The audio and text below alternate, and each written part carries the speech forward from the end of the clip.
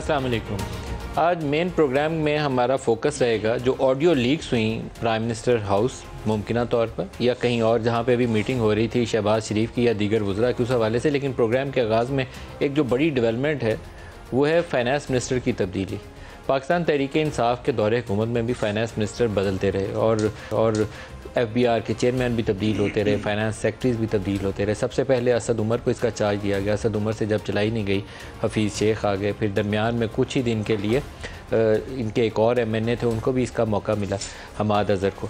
हमाद अज़हर के बाद फिर ये शौकत तरीन साहब जो थे ये कुर्रा उनके नाम के निकल आए और वो इसको चलाते रहे। अब इशू क्या है? इशू ये है कि पाकिस्तान के ऊपर कर्ज़ों का बोझ पाकिस्तान तहरीक इंसाफ के दौरे हुकूमत में तकरीबन उसमें 70 से 80% इजाफा हुआ। पाकिस्तान की पूरी तारीख में हमने इतने कर्ज़े नहीं थे लिए जितने तहरीक इंसाफ के दौरे हुकूमत में ले लिए। हर साल अगर आप 4-5 हज़ार अरब रुपए का बजट का खसारा करेंगे तो कैसे पूरा करेंगे? आप कर्ज़े लेकर पूरा करेंगे। लेकिन उसके साथ उससे भी बड़ा एक जो अलमिया ये था कि पाकिस्तान के ऊपर गैर मुल्की कर्ज़ों का बोझ भी बढ़ रहा था और पाकिस्तान का ट्रेड डेफिसिट वो भी बढ़ता जा रहा था। जो आखिरी साल 30 जून को ख़त्म हुआ, इसमें हमें कोई 50 अरब डॉलर का तजारती खसारा हुआ। हमने कोई 30 अरब डॉलर की बरामदात की हैं और 50 अरब डॉलर की इम्पोर्ट्स की हैं। ये वो सूरत हाल है जो पाकिस्तान को बिल्कुल लेके बैठ गई है। 50 अरब डॉलर का खसारा आप कैसे पूरा करें? उसमें से 30-31 अरब डॉलर की रिमिटेंसेस आ गई, 18-19 अरब डॉलर फिर भी आपको चाहिए। यही नतीजा हुआ कि 17.25 अरब डॉलर, 17.3 अरब डॉलर का करंट अकाउंट डेफिसिट है। ये जो 30 जून को माली साल ख़त्म हुआ इसमें 17.3 अरब डॉलर आपने उधार मांगना ही मांगना है। बाकी जो कर्ज़ों का देना है, बाकी सूद वो तो देना है, लेकिन ये अजाफी है 17.3 अरब डॉलर। उस सूरत हाल से निपटने के लिए आपके ऊपर आता है दबाव और आप कर्ज़ा लेने पहुंच जाते हैं IMF और वर्ल्ड बैंक के पास और आपका रुपया गिरना शुरू हो जाता है। अभी भी वही सूरत हाल है। 189 पे जिस दिन नो कॉन्फिडेंस मोशन हुई 189 पे रुपया उस वक्त क्लोज़ हुआ था।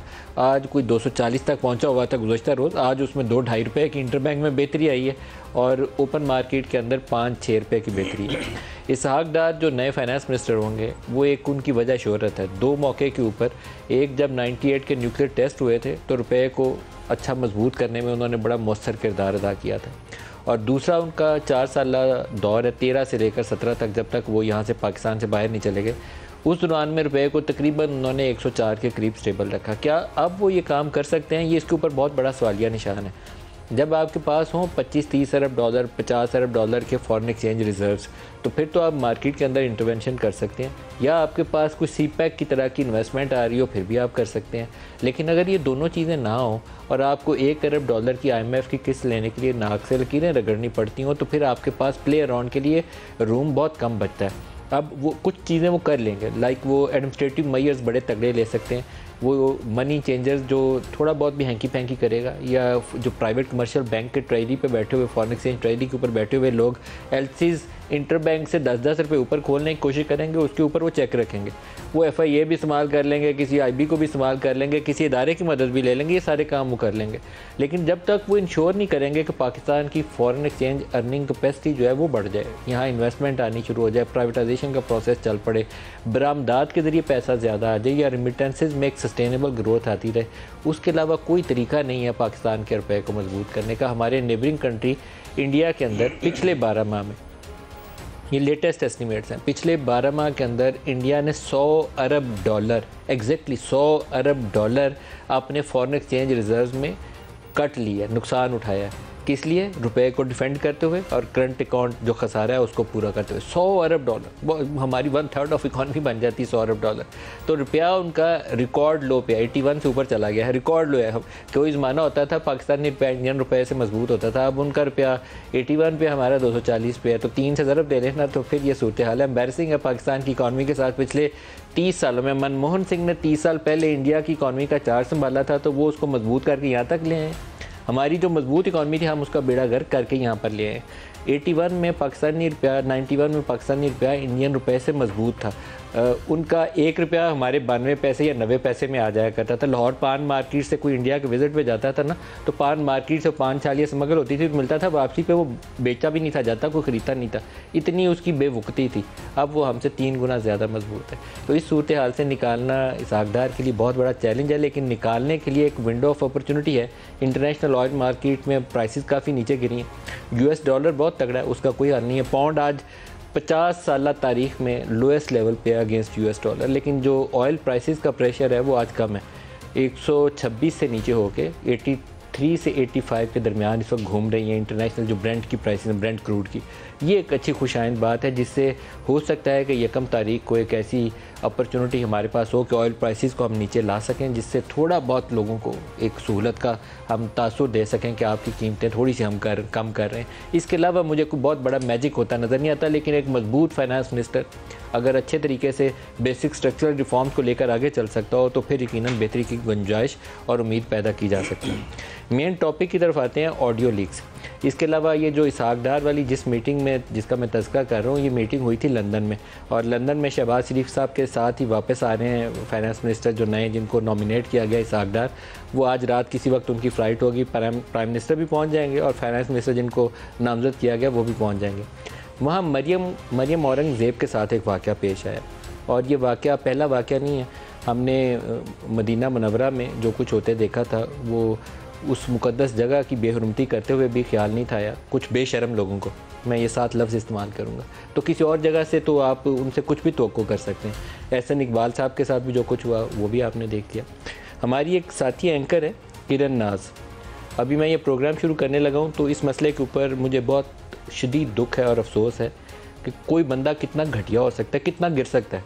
वो एक कमीनगी का भी एक मेयार होता है ना, आप किसी जगह पे जाके सोचते हैं कि शायद इसको शर्म आ जाएगा। ये जो सोशल मीडिया टीम्स बनाई जाती हैं ना, उनको माँ बाप की तमीज़ भुला दी जाती है। वो आप उनको सिर्फ चाबी भरते हैं कि मुखालफिन को गालियाँ कैसे निकालनी है, अब्यूज़ कैसे करना है। PTI की सोशल मीडिया टीम हो या किसी और सियासी जमात की टीम हो, अगर किसी खातून के साथ ये कुछ करता है या उसकी बेटी के साथ ये कुछ करता है तो इतना काबिल नफ़रत है कि अगर उसकी माँ या बाप को या उसकी बेटी को या उसकी कोई बहन है उसको वो चीज़ें दिखाई जाएँ तो शायद दोबारा उसके घर के अंदर उसका दाखिला ममनू हो जाए। बड़े बड़े मुफक्कर बने फिरते हैं जी, नाम के साथ डॉक्टर लिखा होता है, लेकिन जो मीडिया सेल चलाते हैं इतने बेहूदगी के साथ वो चीज़ें लिखते हैं कि उनको जूते मारने चाहिए। एक्चुअली जूते मेरे बस हो तो मुझे पता चले कि जिसने ये ट्वीट की है किरण नाज की 6 साला बेटी के लिए, तो मैं वाक़तन अपने हाथ से उसे जूते मारना पसंद करूँगा। कुछ हमारे घरों में, हमारे माशरे में तहज़ीब सिखाई जाती है, उसमें माँ बहन बेटी उसके लिए तकरीम है, इज़्ज़त है, उसके लिए आप बद तहज़ीबी नहीं कर सकते। लेकिन जिसको अपनी बेटी की पहचान होगी तो वो दूसरी बेटी की इज़्ज़त कर सकेगा। जिसको अपनी माँ की इज़्ज़त प्यारी होगी वो दूसरे की माँ की इज़्ज़त करेगा। जिसको अपनी बहन की इज़्ज़त प्यारी होगी वो दूसरे की बहन को भी इज़्ज़त से देखेगा।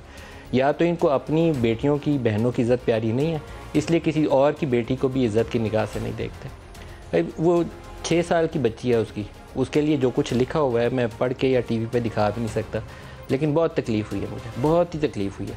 क्या उसकी बेटी आपकी बेटी नहीं है जिसने गाली निकाली है? या इमरान खान उसको बेटी नहीं अपनी समझेगा?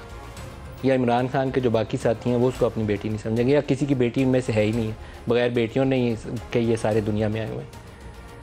बस मैं इसको यहाँ क्लोज़ करता हूँ, क्योंकि इसको मैं जितना बोलूँगा उतना गुस्सा भी आएगा और उतनी तकलीफ़ भी होगी। लेकिन बेहूदगी के ऊपर जब आपकी जमात का लीडर रियासत मदीना के लेक्चर देता है, उस वक्त ये भी पूछा करें कि साथ किसी की माँ बहन बेटी को गाली निकालना ये रियासत मदीना के जो नाम लेने वाला है, जो उस रास्ते पे चलने का ख़ुद को दावेदार समझता है, क्या उसमें इसकी गुंजाइश मौजूद है? अगर नहीं है तो शर्म से डूब मरें जिसने ये हरकत की है। इसके अलावा मैं कुछ नहीं कहता। इमरान खान ख़ुद क्या कह रहे हैं ऑडियो लीक्स के ऊपर, सबसे पहले वही सुना दें। ऑडियो लीक्स में और भी कुछ आ रहा है, अभी आने वाले दिनों में आप किस्तों की इंतजार करें। एक ये भी आप सुन रहा हूं मैं आ रहा है कि इमरान खान को, वो मरियम कह रही है अब्बा जी को कि इमरान खान को हम तोशा खाना इलेक्शन कमीशन कह रहे हैं, मैं डिस्क्वालीफाई कर दूंगा इसको, फिक्र ना करें कि तोशा खाना केस। ये है election commission, chief election commissioner है, ये शरीफ खानदान का घर का नौकर है। अब प्राइम मिनिस्टर की जो ऑडियोज़ लीक्स हुई हैं उसमें 3 ऑडियोज़ अब तक मंजर आम पर आई हैं। एक में मरियम अपने चचा से बात कर रही हैं और अपने दामाद के लिए एक पावर प्लांट को इंपोर्ट करने की बात कर रही हैं इंडिया से सुन के सबके कान खड़े हो जाते हैं। लेकिन पाकिस्तान में शुगर इंडस्ट्री के अंदर बगास से जो बिजली पैदा करने के ज़्यादातर सिस्टम है वो इंडिया से आके लगे हुए हैं। जब तक इमरान खान के अपने ही दौरे हुकूमत में भारत ने आर्टिकल 370 और 35A को ख़त्म करके कश्मीर की ख़ुसूसी हैसियत ख़त्म नहीं करती 5 अगस्त 2019 को, तब तक ये सारे प्लांट इंडिया से ही आते थे और इंडिया से उनके बंदे आते थे जो यहाँ शुगर मिल्स के अंदर इंस्टॉल करते थे, उसके बाद बंद हो गए। अगर मरियम इस मामले में चचा से कोई खुसूसी रायत ले रही थी या उन्हें दी गई तो वो काबिल सज़ा है, उसके ऊपर पता चल जाएगा आगे, तो उसको सज़ा मिलनी चाहिए।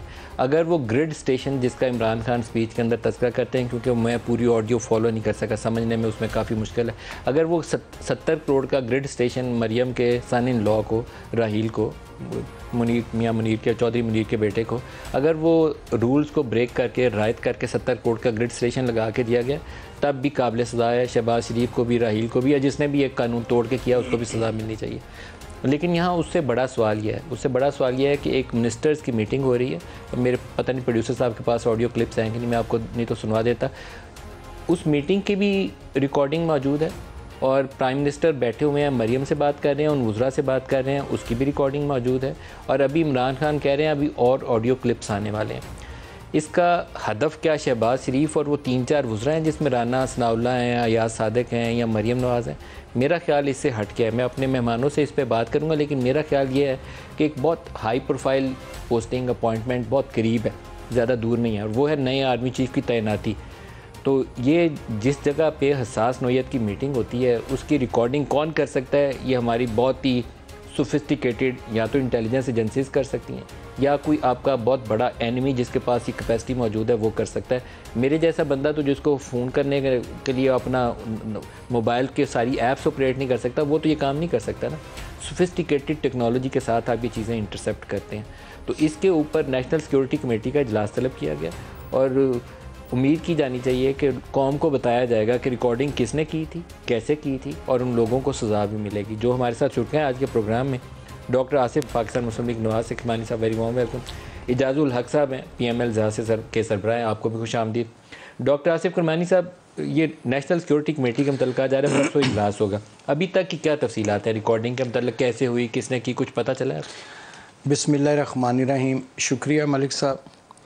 गुजारिश ये है कि दिस इज़ वेरी अनफॉर्चुनेट, क्योंकि प्राइम मिनिस्टर हाउस जो है वो एक बहुत ही एक सेंसिटिव जगह में उसका शुमार होता है, जहाँ मुल्क की सलामती के हवाले से भी और भी दीगर बहुत ऐसे स्टेट सीक्रेट्स होते हैं जहाँ मीटिंग्स में डिस्कस किए जाते हैं। और ये जो वाक़या हुआ है इसने तो हिला कर रख दी, अगर मैं आपको सही बात करूँ। लेकिन इसमें मुझे, चूँकि मैंने 2013 से लेकर 2018 तक मैं वहाँ आता जाता रहा हूँ, नवाज शरीफ साहब के दौर में जब वो प्राइम मिनिस्टर थे अपनी ज़िम्मेदारियाँ मैंने अदा की हैं, और शाहिद साहब का भी आखिरी जो टेन्योर था साल का, वहाँ सिक्योरिटी जो है उसमें एक्चुअली प्राइम मिनिस्टर हाउस में मलिक साहब 2 विंग्स होते हैं। एक एक्सटर्नल विंग होता है जो कि प्रिंसिपल सेक्रेटरी जो होता है उसके अंडर काम करता है, transfer, postings, file work, ministries के साथ इंटरेक्ट करना। एक होता है इंटरनल विंग जो कि MS जो होते हैं वहाँ के मिलिट्री सेक्रेटरी, उनके अंडर आता है। अब वो जो इंटरनल विंग होता है उसके ज़िम्मे होती है प्राइम मिनिस्टर हाउस की तमाम सिक्योरिटी, रेनोवेशन, प्रोटोकॉल और जितने भी दीगर डे टू डे जो बिज़नेस होता है। और दूसरी बात ये है जो मैंने तजुर्बा किया, वहाँ देखा कि वहाँ हमा वक्त IB के अफसरान मौजूद होते हैं, और सुबह जब भी प्राइम मिनिस्टर की जो मीटिंग शुरू होती थी, उस ज़माने की मैं बात कर रहा हूँ, अब मुझे नहीं मालूम, I am talking about prime minister house की जो सिक्योरिटी है वो IB की जिम्मेदारी, वो IB के वहाँ लोग मौजूद होते जी। और उनका ये फ़राइज़ में शामिल है, उसको ब्लू बुक कह लें या जो भी, कि वो डेली उसकी वो स्वीप करते हैं, उसको अपने चेक करते हैं तमाम PM। कोई ऐसी डिवाइस तो नहीं लगी, कोई ऐसा सिस्टम तो ऑपरेटिव नहीं है कि रिकॉर्डिंग करे? हाँ, बाकायदा वहाँ फिर वो जो स्निफ करने वाले डॉग्स हैं उनको, उनसे भी सारा किया जाता है। ये एक रूटीन प्रैक्टिस मैंने वहाँ देखी है कि ये मुस्तकिल एक तरीक़ाकार है। अब इस सारे के होते हुए ये इस किस्म की लीक्स हो जाना, अभी तो मैं समझता हूँ कि ये कोई इतनी खुदा न खास्ता ऐसी बात नहीं अभी आई, एक रूटीन की बातें हैं जिन पे हर एक के अपने अपने व्यूज़ हो सकते हैं। लेकिन आया अगर जो शख्स है जिसने ये की हैं, और जो सुनने में आ रहा है कि वो कह रहा है जी मेरे पास बहुत फाइल्स मौजूद हैं 8 GB की, और वो कुछ पैसे भी मांग रहा है, जो ये सोशल मीडिया पे चल रहा है, तो ये बड़ा लम्हा फ़िक्री है जी। इजाज़ुल हक साहब से भी इस पर पूछते हैं। इजाज़ुल हक साहब, ये कैसे मुमकिन है कि PM हाउस से ऐसी रिकॉर्डिंग्स ढेर हो गई और किसी को पता नहीं चला, जबकि सिक्योरिटी एजेंसीज मुसलसल इस चीज़ के ऊपर, वो एक सर्विलेंस का काम है, उनका काम है कि स्वीप करना है, उसके ऊपर नज़र रखनी है, और इंटरसेप्ट हुआ ही नहीं है, रिकॉर्डिंग पे रिकॉर्डिंग हो गई। बिस्मिल्लाहिर्रहमानिर्रहीम। नदीम साहब, वैसे तो आपने बहुत कुछ कह दिया अपने ओपनिंग रिमार्क्स में, और मैं आपकी तमाम बातों से एग्री करता हूँ जो आपने अपने ओपनिंग रिमार्क्स में की हैं। ये बहुत बड़ा अलमिया है जो अभी आया है, ये बड़ा अनफॉर्चुनेट है, इसमें कोई शक नहीं कि पीएम हाउस के जो कि highest office of Pakistan where everything is discussed, national security council की मीटिंग से लेकर और आपकी कैबिनेट के मामलात, आपके इंटरनल फ़ैसले, आपके एक्सटर्नल फ़ैसले, आपकी ख़ारजा पॉलिसी, हर चीज़ वहाँ पर डिस्कस होती है। और अगर इस किस्म की चीज़ें और इस किस्म की गुफ्तगू जो है वो लीक हो जाए तो मैं समझता हूँ कि ये बड़ा ही हमारे ख़िलाफ़ एक 5th जनरेशन वॉर फेयर जो है ना, ये मतलब कि somebody फ्रॉम इनसाइड और somebody फ्रॉम आउटसाइड, इन्होंने कनाइविंग से ये सारा मामला किया है। अब पीएम हाउस और प्रेसिडेंसी को मैंने बड़े अरसे से, कुछ 34 साल से तो तकरीबन हम ये सारे मामला देखते आ रहे हैं, और हमेशा से ये ख़दशा रहा नदीम साहब के, मुझे मालूम नहीं कि कोई ऐसा दौर हो जहाँ पर ये ख़दशा ना हो कि अंदर कोई ना कोई रिकॉर्डिंग हो रही है या बगिंग हो रही है या कोई इस किस्म का मामला है। बल्कि मैंने देखा कि एक मरतबा मैं जमाली साहब जब वज़ीर आज़म थे तो उनके ख़िलाफ़ एक मुहिम शुरू हुई थी जिसमें प्रिंसिपल सेक्रेटरी और दीगर लोग थे और उनको हटाना चाह रहे थे। तो मुझे जब मालूम हुआ तो किसी ने मुझसे कहा कि आप जमाली साहब को बताएं। वो सऊदी अरेबिया से आए तो मैं उनके साथ गया। रात देर का वक्त था, कोई 11-12 बजे होंगे रात के। पीएम हाउस में सबसे पहले बैठने के बाद गुफ्तगू शुरू करने से पहले दरवाज़ा खोला और हम लॉन में चले गए बात करने के लिए। और आपने देखा होगा कि साबिक़ वज़ीर आज़म इमरान खान साहब जो थे वो भी बहुत सी मीटिंग्स बाहर बैठकर किया करते थे, चाहे वो आर्मी चीफ़ के साथ मीटिंग्स होती थी या DGISI के साथ होती थी। मुझे मालूम नहीं कि उसकी क्या वजूहात थी, लेकिन देखें ये तो है ना, काम तो अंदर का ही है, बाहर का काम तो नहीं है। अब कौन सी एजेंसीज हैं जिनका एक्सेस है, वो किरमानी साहब ने, आप कह रहे हैं कि इनसाइड जॉब है कि अब किरमानी साहब ने खुद वहाँ पे उनमें से किसी बंदे की इन्वॉल्वमेंट के बगैर मुमकिन नहीं है। हाँ, ये बिल्कुल, और ये मतलब इतना आसान काम भी नहीं है। इसके पीछे किसी न किसी बड़े अदारे का होना भी लगता है, क्योंकि किरमानी साहब ने कहा कि वहाँ पर IB की, मैं किसी पे ब्लेम नहीं डाल रहा, कि उनके लोग वहाँ मौजूद होते थे और वो आते थे, बाकायदा स्वाइपिंग होती है, उसको स्वीप किया जाता है पूरे घर को, और फिर देखा जाता है कि कहीं ये कोई बगिंग के एलिमेंट्स तो नहीं लगे हुए। तो जिसका भी ये काम था, गिलानी जब वज़ीर आज़म थे, अगर मैं मिस्टेक नहीं कर रहा तो उस वक्त एक जो बहुत ही ताकतवर मुल्क की एम्बेसी है उसके मुतल्लिक ये इशू सामने आए थे कि वहाँ से कुछ ऐसी चीज़ें इंटरसेप्शन हुई थी कि वो हमारी रिकॉर्डिंग हो रही है कैबिनेट मीटिंग की, और वो डिटेक्शन हो गई थी। उसके बाद को बंदोबस्त किया गया था कि वो जो भी तरीकाकार होगा, मैं तो उससे ज़्यादा फेमिलियर नहीं हूँ कि उसको वो रिकॉर्ड ना कर सकें। रिकॉर्डिंग का सिस्टम जो मौजूद था वो पीछे ही था, जो गैर मुल्की सफारत खाने हैं वहाँ से बैठ के किया जा रहा था। ये यूसुफ रज़ा गिलानी, अगर मैं गलत नहीं हूँ तो यूसुफ रज़ा गिलानी थे, अल्लाह उनकी मग़फ़िरत फरमाए, रहमान मलिक साहब, वो मेरे ख्याल में वज़ीर दाखिला थे उस वक्त। ये वाक़या भी हो चुका है। फिर अभी हाल ही में हमने वो ऑडियो सुनी जहाँ बुशरा बीबी की कुछ टेप सामने आ गई थी, और वो यकीनन प्राइम मिनिस्टर हाउस की होंगी या बनी गाला की होंगी, वो भी इमरान खान वज़ीर आज़म थे। तो ये कैसे मुमकिन है? मैं तो समझने से कासिर हूँ। हमारा वज़ीर आज़म जो है वो बिल्कुल, अगर मैं थोड़ा सा अर्ज़ कर सकूँ इस पे। जी जी, देखिए आजकल की टेक्नोलॉजी जो है नदीम साहब, कि जब आप ड्रोन्स या इस किस्म के मामलात को लेकर आते हैं तो छोटे छोटे चिप हैं जो कि निशाने पे लगाए जाते हैं। अगर किसी बाहर की एम्बेसी से भी ये मामलात हो रहे हैं तो किसी ने एक छोटा सा चिप ला के कहीं लगा दिया हो तो ये सारी चीज़ें उठाई जा सकती हैं। जहाँ तक आपने बुशरा बीबी की बात की, वो जो कन्वर्सेशन हो रही है बाप और बेटी के दरमियान, वो उन्होंने ख़ुद ही रिकॉर्ड की हुई थी, या फिर किसी ने उनका टेलीफोन हैक किया हुआ था, उनके टेलीफोन के ज़रिए वो रिकॉर्डिंग हुई थी, या वो आपस में कहीं रिकॉर्डिंग की होगी और वो लीक होगी।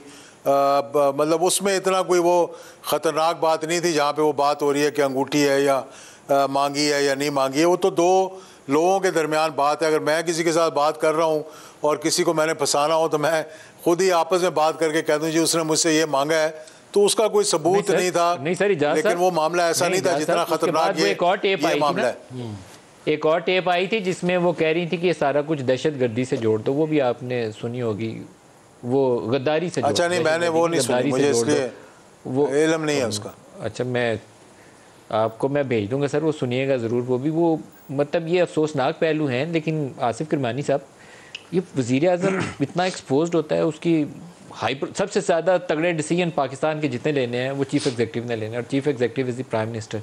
तो प्राइम मिनिस्टर इतना वल्नरेबल है कि उसकी कुछ भी चीज़ रिकॉर्ड हो जाती है। मलिक साहब, ये जो अब चीज़ें सामने आई हैं, जैसे अब आपने अभी यूसुफ रज़ा गिलानी साहब के और रहमान मलिक साहब के हवाले से बात की, और अब ये हालिया जो हुआ है मामला, तो मैं तो समझता हूँ कि ये बड़ा ही एक तशवीशनाक है, और इस पर तो हुकूमत ने इंक्वायरी का कह भी दिया है, और पता लगना चाहिए कि आया इतनी स्ट्रिक्ट वहाँ की होती है सिक्योरिटी सर्वेलेंस, जिसमें मैंने अर्ज़ किया कि आईबी होती है और इंटरनल विंग के लोग होते हैं, और वो बड़े ज़िम्मेदार लोग होते हैं।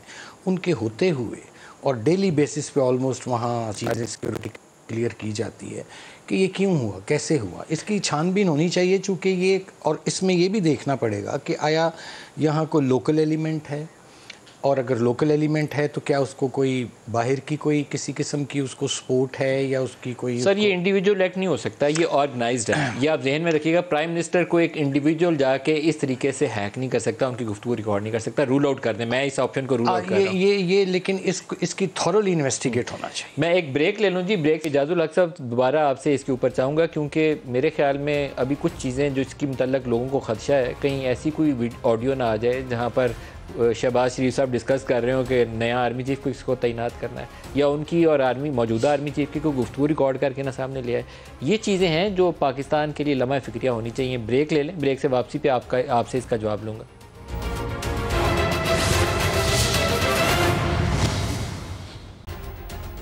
Welcome back. इजाज़ुल हक साहब, जो तैनाती है नया आर्मी चीफ की, वो बहुत एक अहम और बहुत ही पाकिस्तानी सियासत के एतबार से, पाकिस्तान की इंटरनल सिक्योरिटी डायनामिक्स के एतबार से बड़ा एक अहम मौजू है, जिसके ऊपर जल्द फैसला होने वाला है। अब मुझे जिस चीज़ का अंदेशा नज़र आ रहा है, हो सकता है कि वो बिल्कुल गलत हो, और अल्लाह करे ऐसा हो कि गलत हो, बिल्कुल मैं सही ना हूँ। मुझे अंदेशा ये है कि प्राइम मिनिस्टर की कोई ऐसी गुफ्तगू आएगी जिसमें या तो वो जनरल बाजवा से इंटरेक्ट कर रहे होंगे, या हो सकता है अपने साथियों से डिस्कस कर रहे हो नए आर्मी चीफ की तैनाती के हवाले से, to make this thing more controversial, क्योंकि ये पीटीआई ऑलरेडी इसको एक कंट्रोवर्सी के तौर पर सामने ला चुकी है। फिर क्या बनेगा? देखिए, पहली बात तो ये है कि मेरे ख्याल में जो ये सारी टेलीफोनिक कन्वर्सेशंस है ना जो रिकॉर्ड हुई हैं, तो आर्मी चीफ की और प्राइम मिनिस्टर की अगर ऐसी कोई गुफ्तगू होनी हो तो मेरा ख्याल है वो टेलीफोन पे नहीं होगी, वो बाज़ाब्ता तौर पर मुलाकात के ज़रिए होगी। सर नहीं, दूसरी बात यह है कि जो उन्होंने आपस में रिकॉर्ड नहीं हुई सर, जो राना सनाउल्लाह और ख्वाजा आसिफ, एहसन इकबाल वो बैठ के डिस्कस कर रहे हैं इस्तीफ़ों का मामला, वो आपस में इकट्ठे बैठे हुए हैं, 4-5 लोग, शहबाज शरीफ बैठे हुए हैं, बाकी लोग बैठे हुए हैं, वो आपस में 5-6 लोग बैठे हुए हैं, उस जगह की रिकॉर्डिंग है। तो इट इज़, आप रूल आउट मत करिए, क्योंकि तो आपस में ऐसी किसी कमरे में, मालूम नहीं कि डिवाइस किस कमरे में थी। ये बात ज़रूर है कि मेरे ख्याल में चीफ ऑफ आर्मी स्टाफ से तो नहीं ये गुफ्तगू हुई होगी कि आइंदा किसको लगाना है, या उनसे पूछ रहे हों या कोई और बात कर रहे हो, लेकिन आपस की गुफ्तगू मैं आई वोंट बी सरप्राइज्ड कि ये सारी चीज़ें सुनने के बाद कि अगर वो चीज़ सामने आ जाए। वैसे भी देखें, वज़ीर आज़म साहब जो हैं वो गए लंदन से गए न्यूयॉर्क से वापस आए, तो अहम फैसले हुए ना वहाँ पे साग डार साहब के बारे में, उनके आने के बारे में। तो लाजमी बात है कि ये इतना अहम इशू है कि मेरा नहीं ख्याल कि ये डिस्कस नहीं हुआ होगा। जिस दिन उन्होंने कहा ना कि आज की मीटिंग हमारी फैमिली की मीटिंग थी, मेरे ख्याल में उस मीटिंग में ये ज़्यादा फैसले हुए होंगे कि आइंदा किसी को लगाना है, या एक्सटेंशन की बात है, या आना है या जाना है, जो भी मतलब गुफ्तगू होगी वो वहाँ पर हुई होगी। यहाँ पर मेरा नहीं ख्याल कि ऐसा कोई इनका करीबी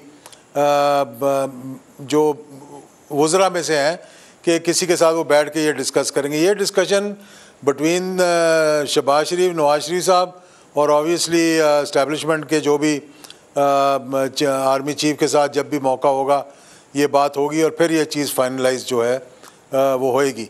लेकिन ये चीज़ें जो हैं इन पे मैं समझता हूँ कि ना सिर्फ नेशनल सिक्योरिटी काउंसिल की मीटिंग बुलानी चाहिए बल्कि इसकी तह तक पहुंचना चाहिए, क्योंकि ये एक breach of national security committee की मीटिंग बुलाई गई। अभी थोड़ी देर पहले उसके मुताल्लिक इतला आई है कि बुध वाले रोज़ उसका इजलास होने का इम्कान है, जिसमें ये एजेंडा आइटम यही होगा, ये जो ऑडियो रिकॉर्डिंग्स है जो सिक्योरिटी ब्रीच हुई है। बहुत अच्छी बात है, लेकिन उसके बाद मुझे उम्मीद है कि ये कोई ऐसा लाएअमल अपनाएंगे जिससे कि इसकी तह तक पहुंचने में मदद मिलेगी। आसिफ साहब से पूछते हैं, क्या लंदन वाली मीटिंग में इस पे कोई गौर हुआ कि नए चीफ़ की तैनाती कब तक करनी है? नहीं मलिक साहब, मेरे इल्म में तो ऐसी कोई बात नहीं है, लेकिन मैं जहाँ तक समझता हूँ कि आई डोंट नो वाई ये जो अपॉइंटमेंट है इसको एक पब्लिक डिबेट का हिस्सा बनाया गया है। मैं इस चीज़ के कतई हक़ में नहीं हूँ। ये एक बड़ा सेंसिटिव मैटर है, और बाकी जितने भी आप डेवलप्ड कंट्रीज़ भी देख लें, इवन आप अपने नेबर्स में देख लें, वहाँ ये रूटीन मैटर्स होते हैं। बट वेरी अनफॉर्चुनेटली हमारे मुल्क में एक इस ऑफिस को भी एक पोलिटिसाइज कुछ लोगों ने कर दिया है, विच इज़ वेरी अनफॉर्चुनेट। और उसकी शायद रीज़न हमारी हिस्ट्री है। आधा अरसा तो माशाअल्लाह में गुजर गया ना, तो उस हिस्ट्री की बिना के ऊपर ये पोस्ट बहुत अहम है, और इसके ऊपर सब चाहते हैं कि अच्छे तरीके से तैनाती हो जाए, कोई और तनाज़ा सामने ना आ जाए, किसी की ख्वाहिश नहीं होगी कि एक नया तनाज़ा खड़ा हो जाए। देखिए, इसमें मैं तो ये समझता हूँ कि इसमें स्ट्रिक्टली स्पीकिंग कि इस पर हमेशा मेरिट पर ही हुई है अपॉइंटमेंट्स, और अब भी मैं समझता हूँ कि इस मेरिट पर ही अमल दरामद होगा, और जो सीनियर मोस्ट होगा उसको इंशाल्लाह ताला मिलना चाहिए मौका। ये मेरी अपनी ज़ाती राय है, लेकिन इसको पब्लिक डिबेट का हिस्सा में नहीं बनाना चाहिए, चूँकि ये जिन हालात से हम पाकिस्तान गुज़र रहा है, और वो डिमांड करते हैं कि ये एक वाहिद एक इदारा है, मैं समझता हूँ जो भी बचा है, कि जिसको हमें कंट्रोवर्शियल नहीं करना चाहिए। हालांकि इसको कंट्रोवर्शियल करने की कोशिश खान साहब ने की है कि जी मुहिब्बे वतन और गैर मुहिब्बे वतन के अल्फाज यूज़ करके। आप मुझे बताइए मलिक साहब कि क्या फ़ौज में कोई गैर मुहिब्बे वतन भी हो सकता है? मैं तो समझता हूँ कि एक सिपाही से लेके जर्नैल तक सारे मुहिब्बे वतन है। ये मुहिब्बे वतन ही ना जो फौज में अगर कोई शहीद करा रहे हैं गैर मुहिब्बे वतन अगर कोई पकड़ा जाए तो उसको सजाए मौत देते हैं, उसको वैसे नहीं, ठीक है ना जी। और तो आज जो शहीद हुए हैं, ये जो शहीद हुए हैं, अब मुझे बताइए कि ये क्या आप इन्हें कहेंगे, जितनी कुर्बानियाँ दे रहे हैं, तो हमें इस मामले को मैं तो समझता हूँ कि पब्लिक डिबेट का हिस्सा नहीं बनना चाहिए। जो आइन में कानून में दर्ज है उस पर अमल होना चाहिए, और प्राइम मिनिस्टर साहब का ये डिस्क्रिशन है कि उनके पास जो 4-5 नाम आते हैं उसमें वो जिसको वो समझेंगे कि ये फिट है for this job and on merit है, वो हो जाएगा जी। ब्रेक ले लें जी, हमारे साथ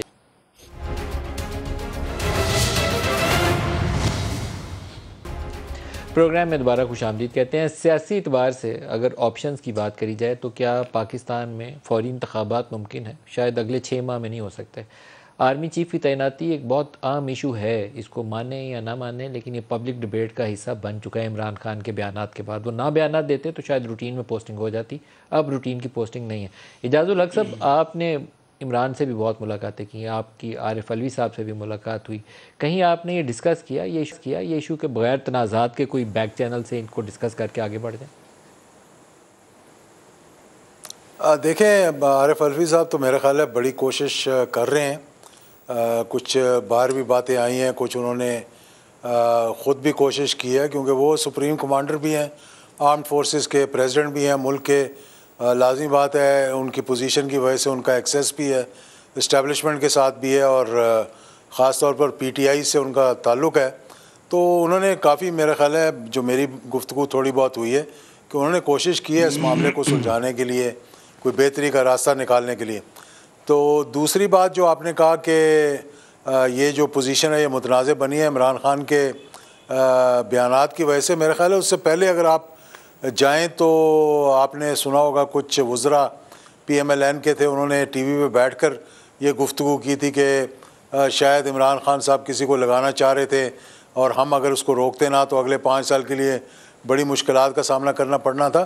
तो हर किसी ने अपना अपना हिस्सा डाला है इस पोजीशन को मुतनाज़ करने के लिए, जो मैं समझता हूँ कि हमारी मतलब एक बड़ा अफसोसनाक वाक़या है। दूसरी बात यह है कि कोई ना कोई तरीक़ाकार निकालना पड़ेगा जिससे कि जैसे जुडिशरी के अंदर अब मामलात हैं कि आपको मालूम होता है कि आइंदा किसने कितने अरसे के लिए आना है और उसके बाद किसने आना है। लेकिन यहाँ पर भी मैं समझता हूँ कि प्राइम मिनिस्टर इतना कॉम्पिटेंट, अल्लाह करे हो जाए जाकर आगे, कि उसकी अपनी ख्वाहिशात जो हैं वो मतलब कॉम्पिटेंसी से ऊपर ना निकल जाएं, तो फिर मामला जो है वो सही तरीके से मैं समझता हूँ कि हल होने की तरफ जाएंगे।